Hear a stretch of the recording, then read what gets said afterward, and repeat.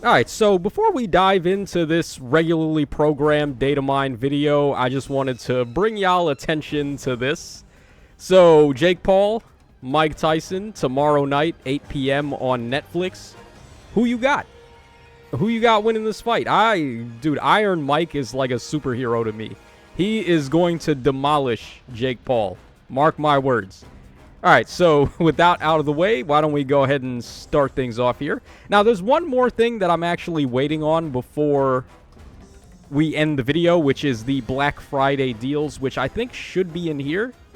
I think. It's either in here or it's going to be tacked in with the Mythic and Legendary for the end of the month banner data mine, but I think for sure it's definitely going to be a part of this one. So maybe in due time we'll figure that out.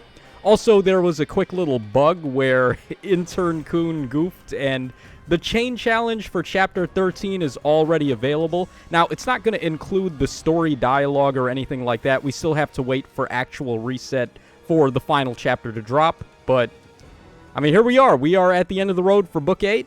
Pour one out for all the healing hands. They had a very sad ending, unfortunately. But maybe Chapter 13 will bring some new light onto the healing hands, and they'll have a good ending after this. We can only find out. Alright, so stats for the new units. Why don't we go ahead and take a look here. So we'll start things off with Pjazi, of course, and let's go ahead and grab our friend the calculator so we can get some math easier. Alright, 49 HP. We got 50 attack, which I think is the highest base attack. Alright, then we have 18. We've got 18 speed, 47 defense, and then 42 res. Pretty all-rounded, honestly. Wasn't expecting her to have good res like that. Alright, 206 overall BST. Pretty good for a rearmed hero, honestly. Like a unit that you're probably going to want to get merges on anyway. That's not a bad BST by any means. And her boons and banes here, let's see. Alright, nothing on HP. We got plus... Wait, is that plus attack? Hold on. I think that is plus attack, right? 50 is a very strange number because no one really has that much. But, yeah, she does have plus attack, which... I mean, this lady has been eating her vegetables growing up. Let's put it like that. Alright, we have nothing on speed, of course. Nothing on defense. And then plus res. Okay, so plus attack, plus res. She does have 2 super boons, which... I mean, if you want to go for the Floret and give her plus res, that may not be a bad idea. Actually, that's probably a good idea, because that'll well round out her defense and res to a better number. So she's less vulnerable, I guess, to effects that have adaptive damage or whatever. But yeah, I mean, what is there to really say about Pjazi or Pazzi or whatever you want to call her, Pjazi? It's a P, man. Listen, I know my ABCs, and that is a P. So I'm calling her Pjazi. And if you don't like it, then get out. So, yeah, she's just the armored arcane hero we've been waiting on for a while. So you can go ahead and give her Shield Fighter and duplicate that. She's already got Twin Save for attack and defense near, so that's pretty good. She's got Armored Blaze. Her weapon is a really good axe for just about any axe unit you want to give it to. So, very good stuff from her. Okay, then she is color sharing with Lilina, who has got some really good art here, I gotta admit. Even though I'm not happy about another Lilina alt, at least they got Hakan to deliver the goods this time. So, 40 HP. We have 40 attack, 35 speed, 17 defense, and then 48 res. It gives us 188 overall, which... I mean, for an infantry tome, I guess that's acceptable, but she still doesn't score as high as freaking Cyril from, like, 2 years ago. That guy is always going to be the range scoring benchmark, isn't he? Okay, minus HP for Lilina. We have plus attack, which, surprise, surprise. Alright, looks like nothing on speed. We got nothing on defense, and then we have nothing on res. Unfortunately, she doesn't have plus res, but it is what it is. So, another arcane hero, and another good one, seemingly. Her weapon is going to be really good. It's basically just arcane Blut Gang for green. And it lacks some of the effects, but it also makes up for it by having its own effects as well. So, yeah, it's got... Wait, I think she had the Hardy Bearing built into her special, right? I was about to say she had it built into the weapon. I don't think so. I think, actually... Her weapon is pretty much a carbon copy of Arcane Blut Gang, and then her special was where she starts to get her uniqueness from, like the AoE, of course, and then she's getting her hardy bearing effect and things like that. So I don't think she's bad necessarily, but she doesn't have anything interesting on her base kit to fodder besides her weapon. So probably less valuable than Pjazi overall, but they are color sharing, so you're probably going to get one if you're trying to get the other anyway. All right, let's go ahead and move on to Elfin, who I'm surprised he even made it into the game, to tell you the truth. This guy is very obscure because you can only get him on one route. It's like the Corel and Harkin thing from FE7 where you can only get one of them. And typically when I play FE6, I end up getting Larum instead of this guy.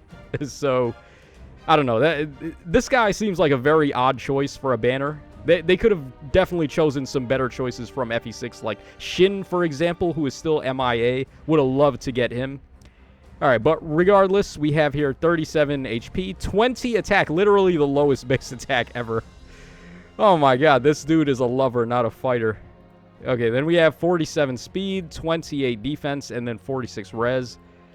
Yeah, 20 attack is honestly not acceptable. I know he's a dancer. I know he's just there to support, but even then, like, 20 attack is not acceptable. 178 BST overall, which is whatever. I mean, dancers already get shafted regardless, so, like, his BST was not going to matter anyway. All right, we got nothing. Actually, is that minus HP? Yeah, it's minus HP. We got nothing on attack. Imagine he had plus attack. They'd be trolling if he had plus attack.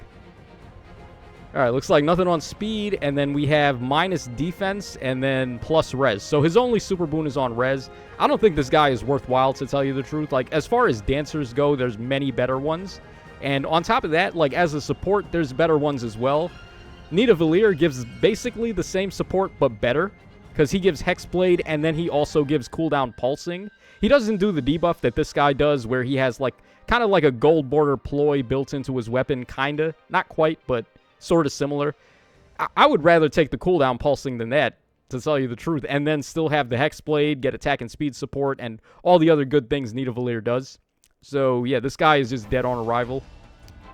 Okay, then we have OJ up next, which is very unfortunate. I really like OJ a lot. He is my favorite hero in FE6. I always use him on all my runs, and he's less likely to get RNG screwed than Dick, I've found. So that's the main reason why I favor him.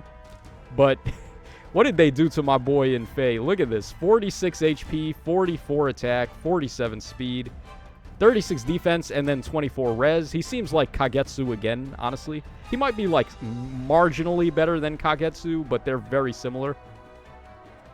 Okay, and then Boons and Banes, nothing on HP. Yeah, plus attack. Nothing on speed. What was that? Nothing on defense, and then plus res, I think. So plus res, and then plus attack, was it?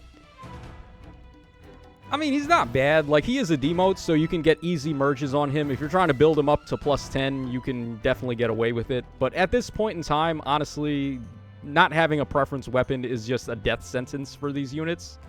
When you consider how many things, like just the sheer volume of effects that are coming out now on these brand new units that have preference skills and passives, it's just too much to overcome for these free-to-play units. So, RIP OJ.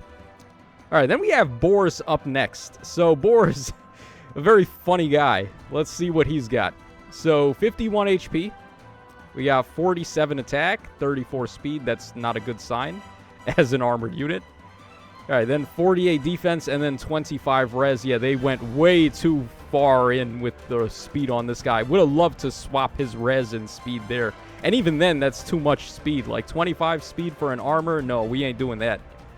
Yeah, so overall 205, they really shortchanged him again, too, because if he had 206, he could have jumped into the 210 scoring bin, but he doesn't, so RIP Boris, man.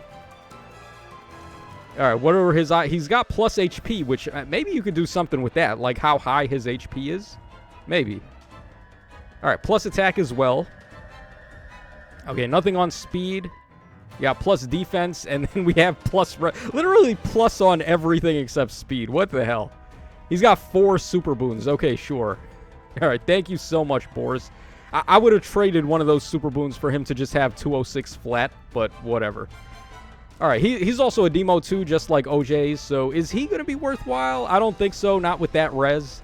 Like, you could make the argument, oh, he's blue, he's got color advantage against Felix. You could run him as an effective near save, give him shield fighter, give him twin near save, and then like armored blaze or Pavis or whatever. Nah, man, not with 25 res. Come on. Like, at this point, all the melee units have Hexblade, or they can easily get access to Hexblade. So having a dump stat on res is not acceptable anymore. All right, and then finally we have Zeiss, who is going to be our Grand Hero Battle. I like this guy a lot. I always use him and Miridi in my runs for FE6. So let's see here. He's going to be our Grand Hero Battle. Hopefully they held it down. We got 43 HP, 48 attack, 36 speed, 41 defense, and then 25 res. So he's got enough speed where I think he'd be able to use Wyvern Rift. All right, and then 193 BST overall, which, if he has a preference weapon, that might be okay. I haven't seen what his weapon is yet. Okay, so minus HP. We got nothing on attack. We have plus speed, which maybe you could do something with if he's got Wyvern Rift. We got plus defense as well, which is good. And then plus res. So plus speed, plus defense, plus res. Pretty good. We got triple super boons. All of them could possibly be viable. Maybe not so much res, but I mean, just to balance out his defenses, I guess you could try it. So, okay, it's hard to come to a conclusion on him before we actually see what his skills are. So why don't we take a look? Oh. Oh, we doing that? Okay, all right, RIP. Man, dude, why are they killing all of my favorites from FE6? What did they do to deserve this? Like, OJ was hella popular to my recollection. So was Zeiss. Like, what? Why is this happening? Meanwhile, Lilina was so irrelevant to the story. Dude, Lilina can die in FE6 and you don't even get a game over. That's how relevant she is. She can literally die and you can still clear the game and get the normal ending. So, I don't know, man. Alright, regardless, reversal lance here. 14 might, 1 range. If unit initiates combat or is in 2 spaces of an ally, grants all stats of 4 to unit during combat and inflicts a penalty on foes' stats during combat equal to the current bonus on each of their stats times 2. So it's basically just like penalty stealing or penalty doubler. Was it like a Pledgian effect? If they have a debuff, you just double the debuff. Alright, whatever. Who even cares, man? Or no, it's stealing their bonuses because you turn their bonuses into a debuff there. Alright, whatever. No one cares. It's whatever. Alright, Dragon Fang. We got, oh, okay, Attack and Defense Clash 3. Not too shabby. Because, of course, we can get Excel from that. And then he's got Air Orders 3. Okay, I'll take it. We do have a level 4 of Air Orders, so sure. He does have some decent fodder at the very least. Alright, and then Boars has Doubler Lance, which, if unit is in 2 spaces of an ally, grants attack and defense up 6 to unit and allies in 2 spaces. And if unit initiates combat or is in 2 spaces of an ally, grants all stats of X plus 4, where X is your highest bonus on each stat.